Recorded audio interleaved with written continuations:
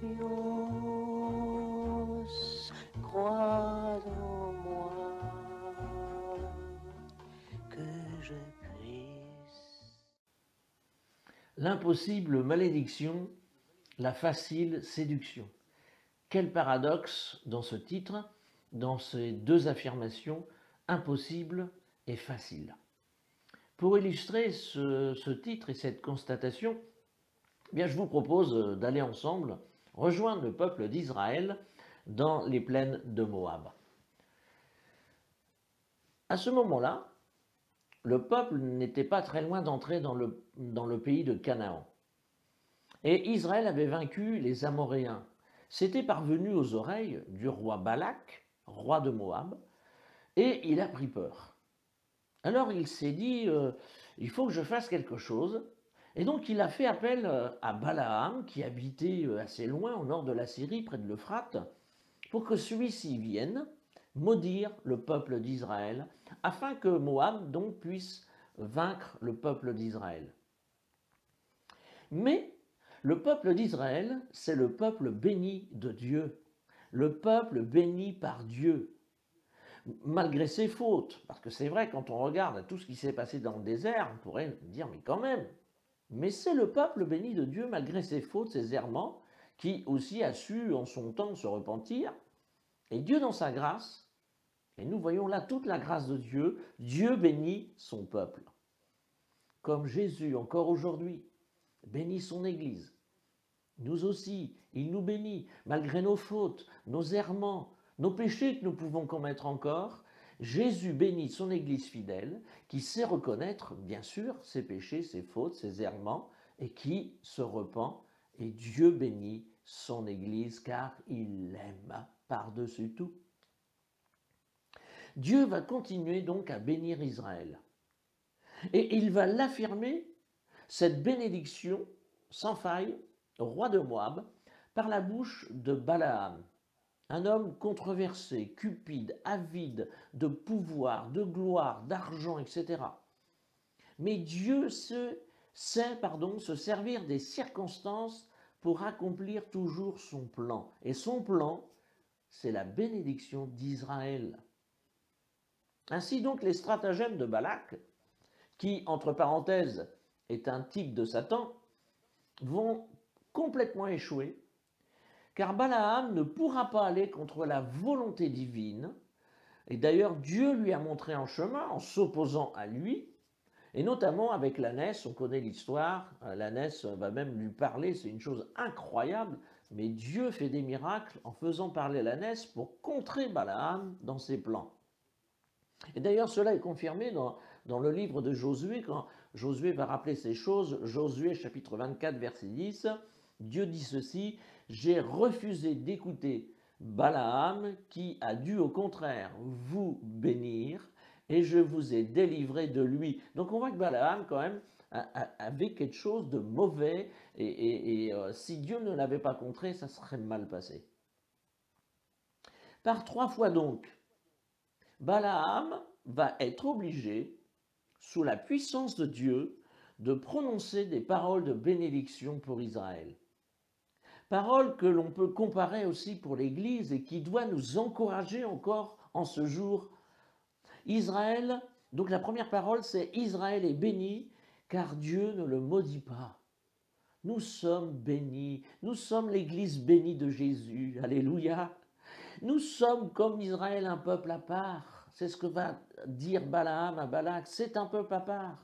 Un peuple innombrable, comme l'Église est innombrable aujourd'hui, et que de nombreux hommes et femmes vont aller au ciel lorsque Jésus va chercher son Église. La deuxième parole que Balaam va prononcer, eh bien, il va dire ceci, Dieu respecte sa parole, il ne ment pas. Dieu n'est pas un homme pour mentir. Il a dit qu'il bénit, il bénit. De même que Jésus bénit son Église et ne revient pas sur sa parole. Israël est juste, va-t-il dire. On ne trouve pas de faute en lui, parce qu'il est pardonné. De même que l'Église est juste, parce qu'elle est pardonnée et lavée par le sang de Jésus. Il rajoute aussi dans cette deuxième proclamation que le peuple d'Israël est sorti d'Égypte et il est puissant, il est fort. Pourquoi? Parce qu'Israël avance par la voie du Seigneur et non par les divinations, les enchantements, et nous on pourrait dire par les faux prophètes. Nous avançons par la voie du Seigneur, au nom du Seigneur et par la parole de Dieu. Et nous sommes puissants par cela, remplis du Saint-Esprit. Troisième parole, Dieu dit par la bouche de Balaam, Dieu voit la beauté de son peuple et sa richesse, comme Jésus voit encore aujourd'hui la beauté de l'Église et la richesse qu'il lui accorde. Et il confirme à nouveau dans cette parole la puissance du peuple par la grâce de Dieu, comme l'Église est puissante par le Saint-Esprit et parce que Jésus vit en nous. Oui, Dieu bénit son peuple, comme Jésus encore bénit son Église. Ainsi, nous le voyons, les stratagèmes de l'ennemi pour s'attaquer et maudire le peuple de Dieu échouent lamentablement et complètement parce que Dieu veille et bénit son peuple, son Église. Dieu aime son peuple et le protège, comme Jésus aime l'Église et la protège, et nous permet, parce qu'à la croix il a vaincu l'ennemi, et nous sommes aussi ressuscités avec Christ, et nous avons la victoire sur l'ennemi et le pouvoir de marcher sur lui, sur les vipères, les scorpions et sur l'ennemi de notre âme. C'est ce que Jésus lui-même a déclaré. Il est impossible donc pour l'ennemi de maudire le peuple de Dieu.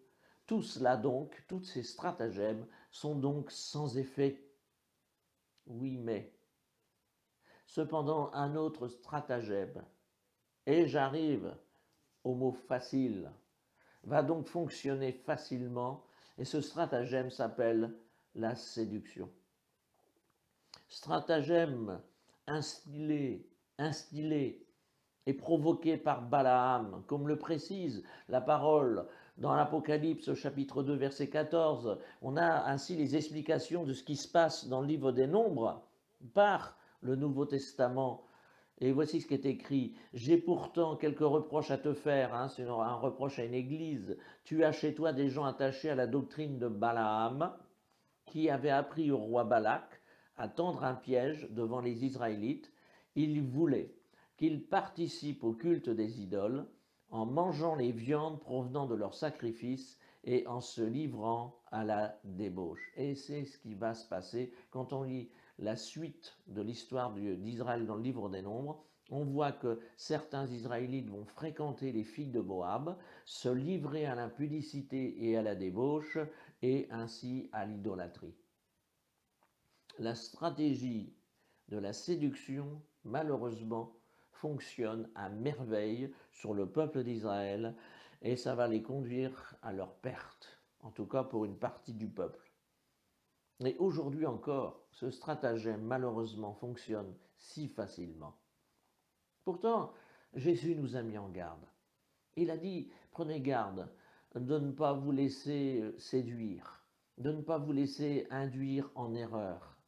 Et nous voyons aujourd'hui encore que la séduction a de multiples facettes et de plusieurs manières d'arriver dans nos cœurs, dans nos esprits.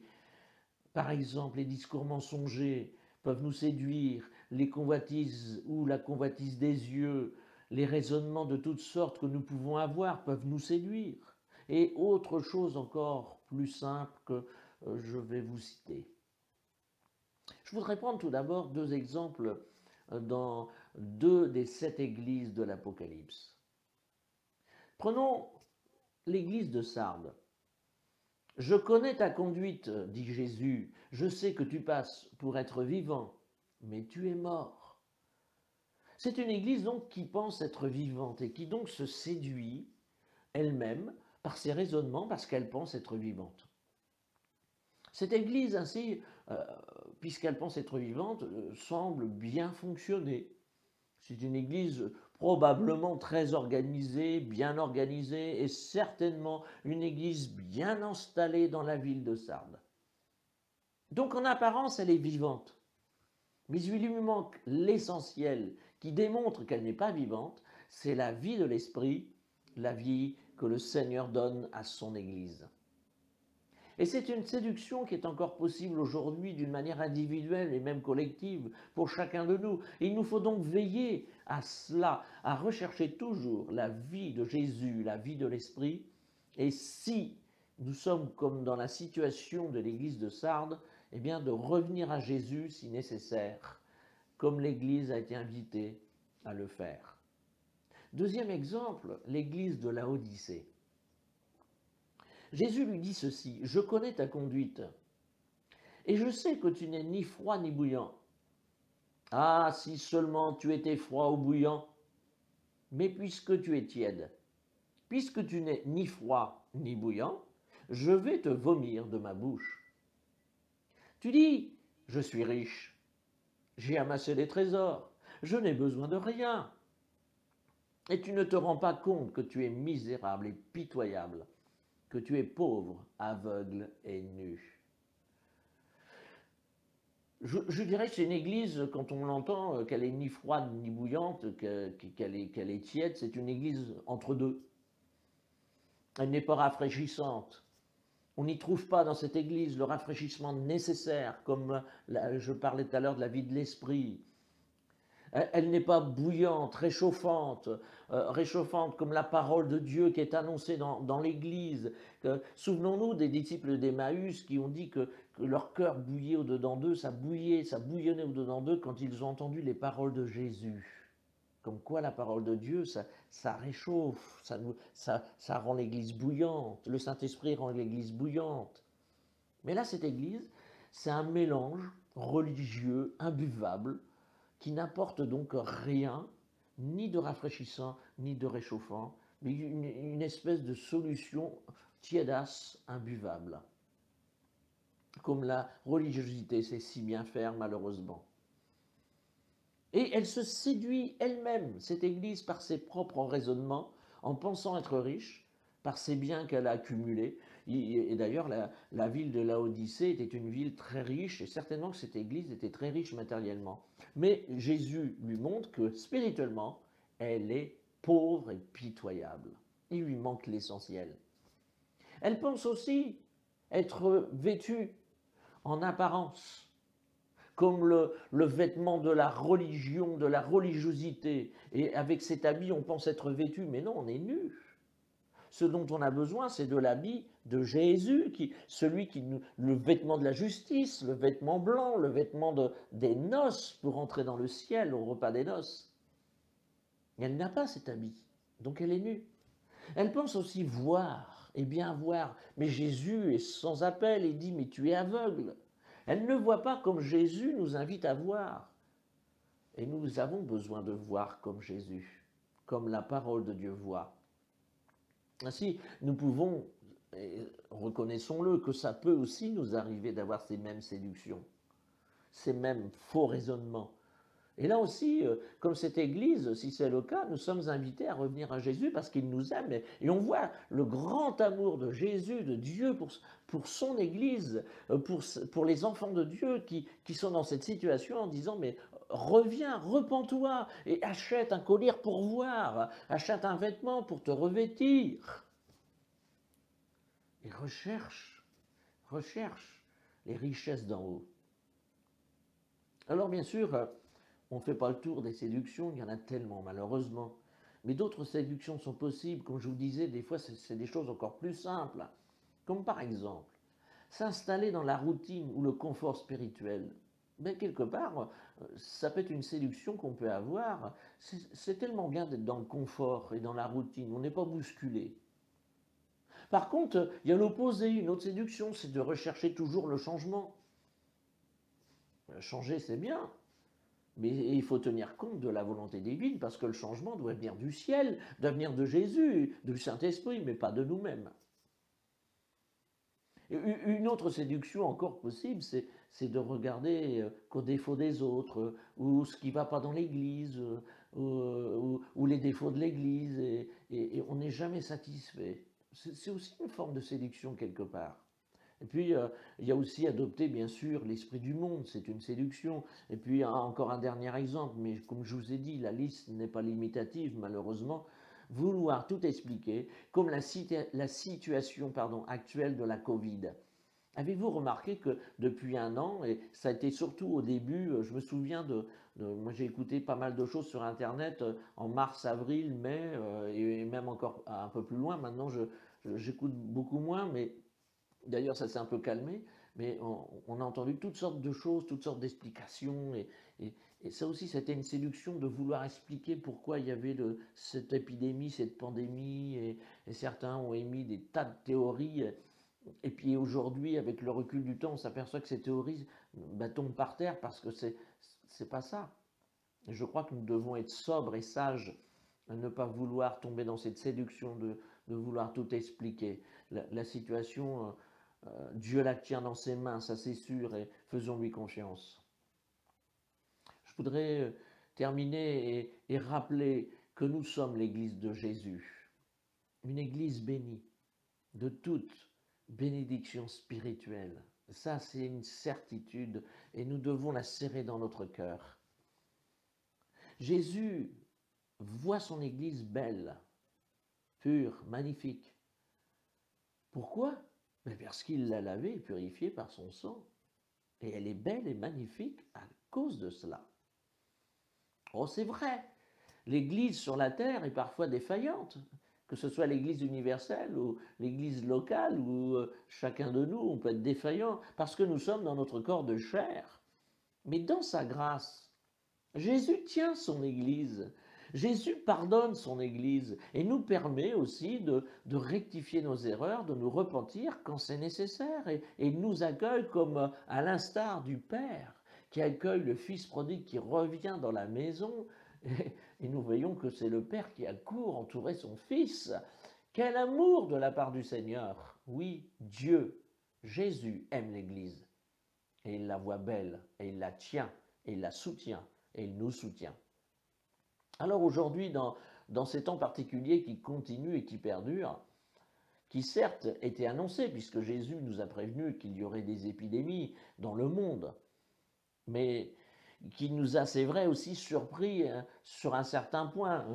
Quelque part, oui, Jésus nous a prévenus, mais quand ça arrive, on est quand même dans la surprise, dans l'étonnement, dans un peu même parfois dans la sidération, ce qui a pu provoquer d'ailleurs chez certains des paroles malheureuses sur que Dieu jugeait, Dieu faisait ceci, Dieu faisait cela.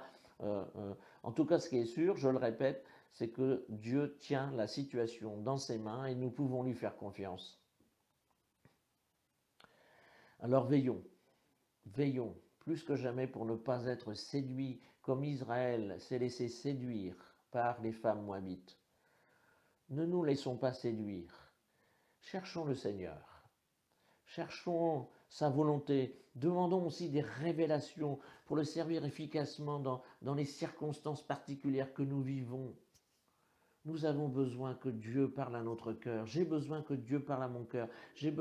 Tu as besoin que Dieu parle à ton cœur pour le servir d'une manière efficace dans ces temps particuliers et les temps qui vont suivre jusqu'à l'enlèvement de l'Église. Et puis, une dernière chose. Si nous voulons vraiment résister à la séduction, soumettons-nous à Dieu. Jacques l'a écrit, et vous le savez, j'aime cette parole. Soumettons-nous à Dieu. Résistons au diable et il fuira loin de nous. Que Dieu vous bénisse dans ces temps et vous encourage, et nous le sommes. Souvenons-nous, nous sommes ses enfants qu'il aime et qu'il chérit par-dessus tout. Soyez donc bénis et soyons donc bénis.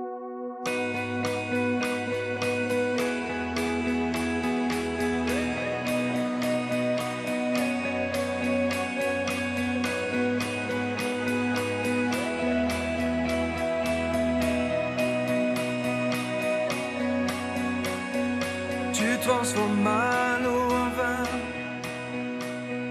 toucha les yeux de ta main.